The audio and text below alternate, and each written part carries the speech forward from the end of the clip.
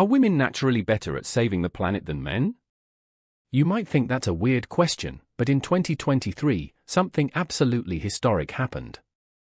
The Goldman Environmental Prize, considered the Nobel Prize of Environmental Activism, for the first time in 34 years, had all women winners. All 6 winners, from every continent, were women. Coincidence? I don't think so. Today we're diving deep into what this means psychologically, historically, and spiritually too. By the end of this video, you'll never look at environmental activism the same way again. Let's start with the facts. In April 2023, when the Goldman Environmental Prize winners were announced, even the organizers were shocked. From Africa to Asia, Europe to the Americas, every continent produced environmental heroes who were all women. We're talking about women like Diane Arendt-Licher from Germany, fighting against coal mining. Or Delima Salalahi from Indonesia, risking her life to stop illegal logging. These aren't activists sitting in coffee shops posting on Instagram. These women are literally on the front lines, taking on corporate giants.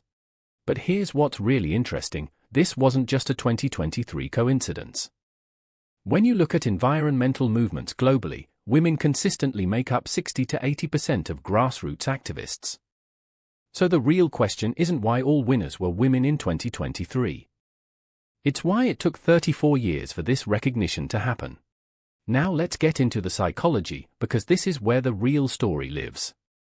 Research shows women's brains are literally wired differently when it comes to risk assessment and community thinking. Harvard studies show that women tend to think 7 generations ahead, meaning when making decisions, they're considering what their great-great-grandchildren will face. Men typically focus on immediate gains, quarterly profits, short-term solutions. Nothing wrong with that. But environmental problems need long-term thinking. When you can make money from coal mining today, but destroy an entire ecosystem in 50 years, women are more likely to reject that equation. There's also this concept called tend and befriend versus fight or flight. While men are evolutionarily programmed to either attack threats or run away, women developed a tendency to protect their community and build alliances. Environmental activism requires exactly those skills. You need to tend to your ecosystem and befriend other activists across the globe. But psychology is only half the story. When you look at history, the pattern becomes even clearer. Women have always been the guardians of natural resources. In ancient civilizations, whether Celtic Druids, Native American tribes, or Hindu traditions, women were considered the bridge between humans and nature. Think about it. In most cultures, women were responsible for gathering food, managing water resources, understanding which plants heal and which ones harm. Men hunted occasionally, but women had daily, intimate relationships with the environment. They were literally survival experts. Then came industrialization and patriarchal structures took over. Suddenly, nature became something to conquer rather than something to protect. We forgot the wisdom that women had accumulated over millennia. We replaced guardianships with ownership, and that's when environmental destruction accelerated.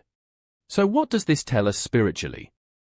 In almost every spiritual tradition, from indigenous shamanism to Hindu philosophy to Christian mysticism, there's a feminine principle associated with earth, nurturing, and interconnection. The Gaia hypothesis suggests Earth itself has a living consciousness. Maybe 2023's all-women winners aren't anomalies. Maybe they're a return to what was always meant to be.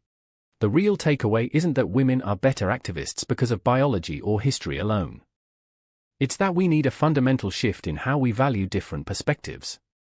We've spent centuries building systems that prioritize extraction over preservation, competition over collaboration, short-term gains over long-term health. What if we simply listen to voices we've been ignoring? The 2023 Goldman Environmental Prize wasn't about women being naturally better. It was about finally recognizing what's always been true. Environmental protection requires the skills, wisdom, and perspective that women have been offering all along. The question isn't why 2023 was all women. The question is why it took us 34 years to notice.